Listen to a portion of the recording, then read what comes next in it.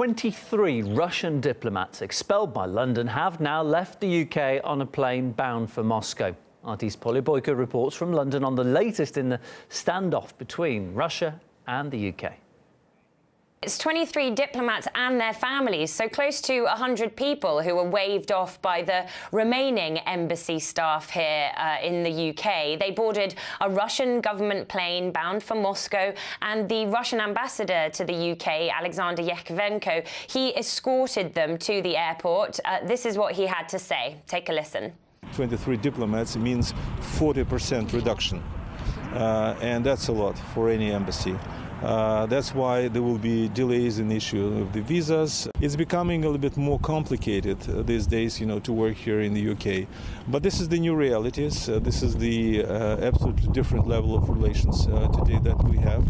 The major problem for us in all this, let's say, accusation is that we don't have any evidence. No evidence were presented to us. And for the time being, we don't have any information about the poison. The diplomatic expulsions are all part of this fallout between the UK and Russia following the poisoning of Sergei Skripal and his daughter in Salisbury over a couple of weeks ago now, over 2 weeks ago. Last week, Theresa May blamed the Kremlin for the attempted murder of the former double agent and his daughter. She said it was highly likely that the Novichok nerve agent originated in Russia, and she announced a raft of measures in retaliation, including these diplomatic expulsions. The Kremlin responded on Saturday as well, in turn, with a list of 23 British diplomats who are being expelled from Moscow. That's yet to happen. The Kremlin's also announced the closure of the British consulate in St. Petersburg and the closure of the British Council, which is sort of the cultural offshoot of the British embassy in Russia. So tit-for-tat measures, and Theresa May met with her National Security Council today.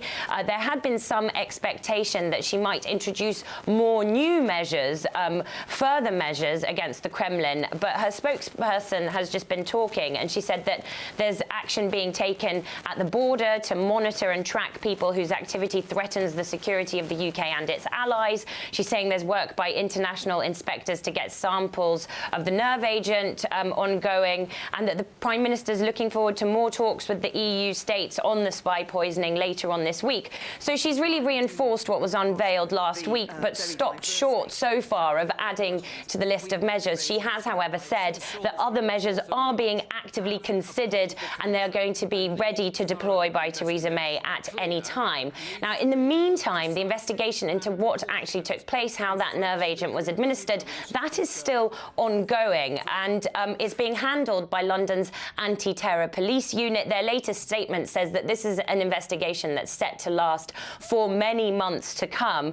They have some 250 detectives working on collecting evidence round the clock. And on top of that, investigators from The Hague, from the Organisation for the Prohibition of Chemical Weapons, they have arrived in the UK this week. They're collecting samples of the nerve agent used from the lab that's handling it here as part of an independent investigation into what happened. And the results of that are expected to take at least 2 weeks. Russia, on its part, demands that the UK either prove or apologise for its accusations over the poisoning of former double agent Sergei Skripal and his daughter in the city of Salisbury. RT's Daniel Hawkins has been following the standoff. So far over the last 15 days, it's very much been a predictable diplomatic tit-for-tat, the expulsion of those Russian diplomats and the expulsion of British diplomats, likewise from Moscow. What we do know in terms of the wider fallout, the support UK has received, Chancellor Merkel, one major European power leader, has been in consultation with the Polish Prime Minister, Mr. Mateusz Morawiecki, where she has condemned Russia and demanded Russia provide proof of what she describes as its non-involvement in this case, proof of its innocence. This is what she had to say. We are of the opinion that there are very serious indications that Russia has something to do with this. Now it's up to Russia to show that this is not the case. And President Macron of France likewise joining in the chorus, implying that Russia may have stockpiled or perhaps even lost control of some of those alleged chemical weapons, chemical agents it does possess, calling on Russia to reveal any details of those to the OPCW. This is a statement from the French leader. The French president has called on Russian authorities to shed light on their role in relation to the unacceptable attack in Salisbury, and to take back full control of any programs not declared to the Organization for the Prohibition of Chemical Weapons.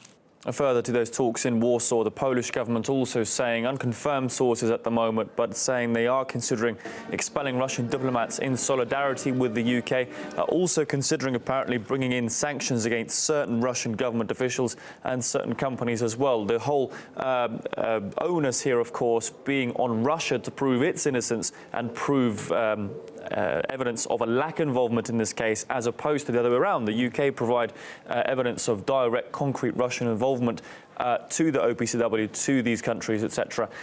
Very much a scenario of things perhaps slightly being turned on their head here. Sure. So what has been the official Russian reaction then to all of this? Well, initially, of course, Moscow denied any knowledge, any involvement in what exactly happened to Mr. Skripal. Peskov, the presidential spokesman, saying confirming once again that Russia, the Russian Federation, has not developed such nerve agents, has not stockpiled such nerve agents, and indeed destroyed its chemical weapons stockpile last year in 2017. Nevertheless, that diplomatic row has occurred.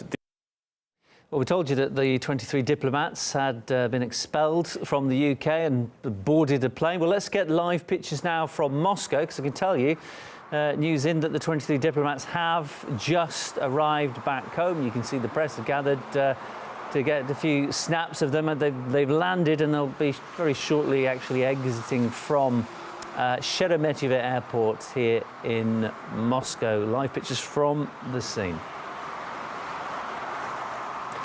Now, we also spoke to former US diplomat Jim Jatras about the insistence that Russia prove its own innocence.